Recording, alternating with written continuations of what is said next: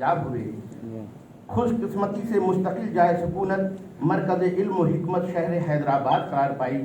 बार बे इल्म व हिकमत से वाबस्तगी और ज़ाती सलाहियतों का फैज़ान है कि आपकी पूरी ज़िंदगी मरीज़ान जिस्म व रूह की शिफायाबी का सामान फराहम करते रहे। कसरतुल मशागिल होने के बावजूद मुख्तलिफ उलूम में मुतादिद किताबें अरबी, फ़ारसी और उर्दू ज़बानों में तारीफ़ की। उन्हीं किताबों में एक मारकतुल आरा किताब उम्दतुल मारिफ है, जो इल्म कलाम के मौजू पर उर्दू ज़बान में लिखी गई अव्वलीन कुतुब में से एक है।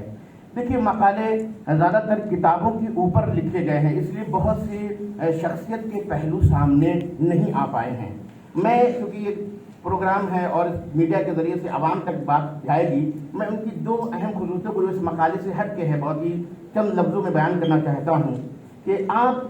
एक ऐसी खुसूसियत रखते थे कि मुत्तकी और परहेजगार इंसान थे। सिर्फ उलूम मजहबी के माहिर नहीं थे, वो उलूम जदीदा के भी माहिर थे। जर्मन में एक कॉन्फ्रेंस हुई थी और एक इल्मी मौजू पर तसलीसुल हादसा उसको अरबी में कहते हैं, और उसी पर उन्होंने किताब लिखी थी। दुनिया से बड़े बड़े स्कॉलर से वो मकाले मांगे गए थे। खुद निज़ाम हैदराबाद से जर्मन से ख्वाहिश आई थी कि क्या आपके यहाँ भी कोई शख्सियत है जो इस मौजू पर मकाला लिख सकती है। तो निज़ाम हैदराबाद ने निसार मूसवी साहब से जो है वो फरमाइश की थी और उन्होंने वो तसलीसुल हादसा नाम की किताब लिखी जो जर्मन भेजी गई और उसको जो है बहुत अच्छी पोजीशन हासिल हुई। उनको दावत भी दी गई, लेकिन वो इतने मुत्तकी थे और नजासत और तहारत के मसले की वजह से वो मकाला तो उन्होंने भेजा, लेकिन वो खुद वहाँ पर नहीं गए। इसका मतलब है कि वो ज़ाहिरी नमूद के भी ख्वाहां नहीं थे और अपने तक़द्दुस को बाकी रखने के लिए हमने कहा कि इल्मी काम तो किया लेकिन खुद वहाँ पर नहीं जाते। दूसरा जो पहलू है वो तमस्सुक अहले बैत और उसके साथ रूहानियत और मानवियत, खुद मराजे के इजाज़े में इबादत और तक़वी के ऊपर जोर दिया गया है। मैं एक वाक़या बहुत ही चंद जुमले में आपकी खिदमत अर्ज़ कर रहा हूँ कि आपकी रूहानियत का ये आलम था कि आपके जो फर्जंद अल्लामा ज़ैनुल आबिदीन साहब हैं, शादी के चंद साल बाद तक औलाद की नेमत से महरूम थे और पूरा घर फिक्रमंद होता है जैसे कि होता है। तो एक दिन अपने बेटे को बुलाया और उनसे कहा कि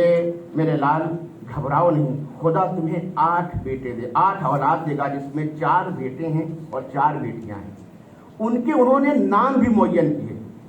और इसी शहर में जनाब नेमतुल्लाह मूसवी साहब जो कलेक्टर के ओहदे पर भी रहे और हौज़तुल महदी के पहले मुदीर थे, वो उनकी औलाद में से थे। यानी नाम खुद मौलाना मिसम जैदी साहब की वालदा जो कि फ़ख्रुन्निसा थी और सबसे छोटी थी,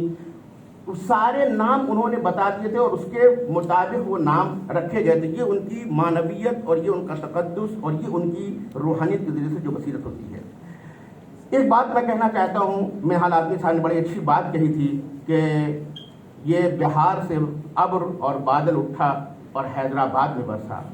लेकिन मैं लखनऊ की नुमाइंदगी करते हुए एक जुमला और कहना चाहता हूँ कि ये बादल बिहार से उठा और इसने पानी हासिल किया लखनऊ से और बरसा दिया हैदराबाद से। सुभान अल्लाह, सुभान अल्लाह। ये किताब उम्दतुल मारिफ मीर महबूब अली खान निज़ाम दकीन की अहद हुकूमत में सदर मुअज़्ज़म नवाब सिकंदर जा की इमा पर तस्नीफ की गई, जिसे मतबे मुल्क व मिल्लत हैदराबाद ने तबाह किया। ये किताब उर्दू में 300 सफ़हात पर मुश्तमिल है, जिसका मौजू इल्म कलाम है। 11 दिनों में ज़हनी महफूजात से ऐसी जामे और मुदल्लल किताब का लिख देना एक गैर मामूली कारनामा है जो आपके बहरुल उलूम होने का सबूत है। देखिए, बहरुल उलूम का मतलब होता है उलूम का समंदर, और इल्म कलाम की जो किताब उन्होंने लिखी है, आप जानते हैं कि इल्म कलाम की किताब में उन्होंने अकली दलीलें भी दी हैं, नकली दलीलें भी दी हैं। उन्होंने तारीख़ का भी मुताला कर रखा है, उन्होंने फ़लसफ़े का मुताला, मंतिक़ का मुताला और मुनाजरा और ये कि फ़िरक़ व मज़ाहिब की जो हिस्ट्री है उसके ऊपर उनको अबूर हासिल था। किताब देख करके उन्होंने खुद इस किताब के अंदर लिखा है कि ये किसी किताब का तर्जुमा नहीं है, और 11 दिनों के अंदर महफूजात ज़हनी, यानी अपने जहन में जो दलाइल थे जिसमें नकली भी हैं और अकली भी हैं, उसको 320 सफ़हात पर लिखना, ये खुद इस बात की दलील है कि वाक़ईन वो बहरुल उलूम थे, यानी उलूम का समंदर थे। اب سوال یہ ہوتا ہے کہ اردو میں یہ کتاب آپ نے کیوں لکھی؟ نثار صاحب کی زیادہ تر کتابیں عربی اور فارسی میں ہیں، لیکن علم کلام کی کتاب عمدۃ المعارف کو اردو میں لکھا ہے۔ علامہ نثار صاحب نے یہ کتاب اردو میں اس وقت تحریر فرمائی جب عام طور سے کتابیں عربی اور فارسی میں لکھی جاتی تھیں، کیونکہ اردو اگرچہ عام بول کی زبان تھی مگر علمی اور ادبی دنیا میں فارسی اور عربی کا بول بالا تھا، اور علماء اردو میں کتاب لکھنا کسر شان سمجھتے تھے۔ خود بحر العلوم نے صفحہ 111 پر رقم فرمایا ہے، واضح ہو کہ چونکہ فرمائش تھی کہ اردو زبان میں یہ کتاب لکھی جائے اس لیے تعمیل اس کی کی گئی، وَإِلَّا کتاب کا وقار ایسی زبان میں کم معلوم ہوتا ہے۔ میں اشارے میں ایک بات کہنا چاہتا ہوں کہ 1832 تک ہندوستان کی زبان فارسی تھی، اور 1832 میں انگریزوں نے یعنی ماضی سے کاٹنے کے لیے، البتہ انہوں نے یہاں کی سیاست کے لیے، یہ بھی ایک سیاسی پہلو ہوتا ہے کہ کسی زبان کو بدل دیا جائے تو اس کا ماضی سے سلسلہ کیا ہو جاتا ہے، کٹ جاتا ہے۔ تو انہوں نے کیا کیا کہ فارسی کو ہٹایا، وہ لانا چاہتے تھے انگریزی، لیکن انگریزی لا نہیں سکتے تھے، اس لیے انہوں نے پہلے ہندوستانی زبان کا سہارا لیا جو پورے ملک میں بولی جاتی تھی۔ لہذا 1832 میں انہوں نے فارسی کو ہٹا کر کے اور اردو کو سرکاری زبان قرار دیا، اور پھر 1838 میں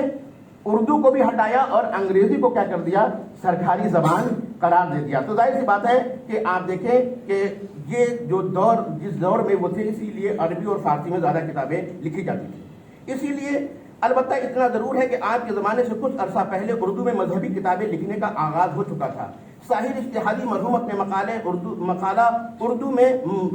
قرآن مجید کی پہلی تفسیر قرآن مجید کی پہلی تفسیر میں لکھتے ہیں کہ حضرت غفران مآب کے عہد بلکہ اس کے بعد تک علماء اردو میں کتابیں لکھنا اپنی شان کے خلاف سمجھتے تھے۔ خود حضرت غفران مآب کی بیشتر کتابیں عربی میں ہیں، چند ایک فارسی میں بھی ہیں، لیکن ان کے فرزندان ارجمند نے اسی سلسلے میں پہلا قدم اٹھایا، چنانچہ ان کے فرزند دوم مفسر قرآن مولانا سید علی علی اللہ مقامہ نے توضیح الموجود کے نام سے اردو میں پہلی تفسیر تحریر فرمائی، اور ان کے فرزند سوم فقیہ اہل بیت مولانا سید حسن صاحب قبلہ نے اردو میں علم کلام کی پہلی کتاب باقیات الصالحات کے نام سے تحریر فرمائی۔ عمدۃ المعارف اردو میں علم کلام کی پہلی کتاب تو نہیں کہی جا سکتی ہے، لیکن اتنا ضرور کہا جا سکتا ہے کہ وہ اردو نثر کی ابتدائی کتابوں میں ضرور شامل ہے، لہٰذا اس کتاب کی اردو ادب کے اعتبار سے بھی ایک حیثیت ہے، اور اسے اردو ادب کے اعتبار سے بھی ایک خاص اہمیت حاصل ہے، چونکہ باقیات الصالحات تمام اصول دین میں لکھی گئی اور عمدۃ المعارف خاص توحید کے بارے میں، اس لیے اسے اردو میں علم کلام کی پہلی تخصصی کتاب قرار دیا جا سکتا ہے۔ اب سوال یہ ہوتا ہے کہ اردو میں یہ کتاب کیوں لکھوائی گئی؟ اس سوال کا میں نے جواب دینے کی کوشش کی ہے۔ جیسا کہ اوپر بیان کیا جا چکا ہے کہ نواب سکندر جاہ کی ایما پر آپ نے عمدۃ المعارف کو اردو میں تعلیف فرمایا، جبکہ آپ علمی کتاب کی اردو کو مناسب نہیں سمجھتے تھے۔ صفحہ 113 پر آپ لکھتے ہیں کہ اردو میں علوم مدون نہیں ہیں، اور اب اگر کسی نے بے تکلف کچھ علوم کی جمع تعلیف کی ہے تو وہ مستحسن نہیں دکھائی دیتی ہے، بلکہ حق یہ ہے کہ علوم زبان عربی کے لیے اور زبان عربی ہی خاص کر کے علوم کے لیے ہے۔ سوال یہ کہ جب ریاست دکن کی سرکاری زبان فارسی تھی، کیونکہ ملک میں ہم نے کہا انگریزوں نے 1832 میں جو ہے وہ فارسی کو ختم کیا تھا، اسی لیے اس کا بھی اشارہ کیا، ملک کی بھی زبان 1832 تک فارسی ہی تھی، تو نواب سکندر جاہ نے اردو میں لکھنے کی فرمائش کیوں کی؟ اس کا جواب مضمر ہے ریاست دکن کی سرکاری زبان کا فارسی سے اردو میں قرار پانا اور تحقیق و تعلیف کے لیے دائرۃ المعارف کا قیام عمل میں آنا۔ جیسا کہ بیان کیا جا چکا، یہ کتاب میر محبوب علی خاں نظام حیدرآباد کے عہد حکومت میں لکھی گئی ہے، اور میر محبوب علی خاں کے مطالعہ زندگی سے پتہ چلتا ہے کہ انہوں نے 1884 میں سرکاری زبان فارسی سے اردو میں کر دی، اور انہی کے دور حکومت میں کتب خانہ آصفیہ کا قیام ہوا جو آج اسٹیٹ سینٹرل لائبریری کی حیثیت سے موجود ہے۔ انہی نے تحقیق و تعلیف اور تراجم کے لیے بظاہر 1892 میں دائرۃ المعارف کا قیام کیا، لہذا ریاست کی زبان اردو قرار پانے اور دائرۃ المعارف کے قیام کے بعد ضرورت محسوس ہوئی کہ لٹریچر کو اردو زبان میں سرکاری سطح پر تحریر کرایا جائے، جس کے لیے نثار العلماء صاحب وہ بحر العلوم صاحب سے فرمائش کی گئی۔ کتاب کی روش جو ہے وہ استدلالی ہے، مناظرانہ انداز نہیں ہے۔ استدلال میں عقلی اور نقلی دونوں دلیلوں سے کام لیا گیا ہے۔ واجب الوجود اور وحدانیت کے اس بات میں عام طور سے عقلی دلیلیں پیش کی جاتی ہیں اور دور کے خوف سے نقلی دلائل سے استناد کیا جاتا ہے، مگر بحر العلوم نے اس نظریے پر خط بطلان کھینچتے ہوئے دلائل نقلیہ سے کیوں استفادہ کیا جائے اس کی وجہ اس طرح بیان کی ہے۔ اور جب دلائل عقلیہ بیان ہو چکے اور ان سے مخصوص اب حاصل ہو چکے، پھر اب دلائل نقلیہ سے مطالب کو ثابت کرنا بیکار ہے بلکہ تحصیل حاصل ہے، اور دور بھی لازم آتا ہے۔ تو کہوں گا کہ لاعقل کا اس قدر تو فائدہ ضرور ہے کہ مزید بصیرت حاصل ہوتی ہے، مثل اس کے کہ کوئی مطلب ایک دلیل عقلی سے ثابت ہو چکا ہو، پھر اسی مدعا پر کوئی دلیل عقلی لائی جائے تو دلیل ثانی بیکار نہیں ہوتی ہے۔ باقی رہا لزوم دور کا جواب، وہ یہ ہے کہ دلیل نقلی اگر حقیقتاً دلیل مثبت دعوی مذکور مستقلاً ہو تو دور لازم آئے گا، وإلا فلا، اور پھر انہوں نے اس کی تفصیلی جواب لکھا ہے۔ کتاب کا اسلوب مناظرانہ ہونے کے بجائے رواداری پر مبنی ہے، اختلافی مباحث کو احترام کے ساتھ پیش کیا گیا ہے اور اس کی علمی انداز میں تردید کی گئی ہے۔ زیادہ تر وہ مباحث بیان کیے گئے ہیں جن پر سب کا اتفاق ہے۔ صفحہ 1 پر لکھتے ہیں کہ یہ رسالہ مختصرہ وجیزہ مشتملہ ان بیانات پر ہے جن پر سب کا اتفاق ہے، وإلا